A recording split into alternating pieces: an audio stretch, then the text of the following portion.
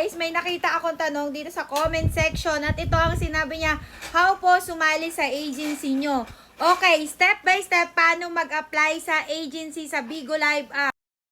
Pangalawa, mag-create ka ng account dyan sa Bigo Live app. Madali lang yan mag-create ng account, parang Facebook lang yung mag-create ka ng sarili mo.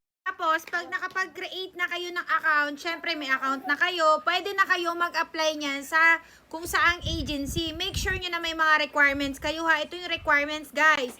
Cellphone na maayos, may camera, syempre kailangan cleared. Pangalawa, naka-wifi kayo. Pangatlo, kailangan 18 years old pataas kayo. Pang-apat, kailangan may ID kayo na mapoprovide na 18 years old na kayo. Basta kailangan may birthday. One government ID lang. Basta nag-iisang ID.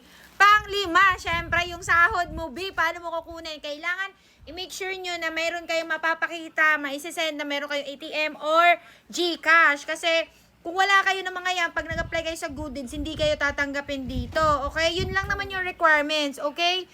Alam nyo na ha, sa mga nagtatanong ng ganito, paano sumali sa mga agency or saang agency, eto lang yung sinasabi ko, sundan nyo lang yung step, gawin nyo lang, i-download nyo lang, create kayo ng account, i-provide nyo yung requirements, tapos, ganun lang siya.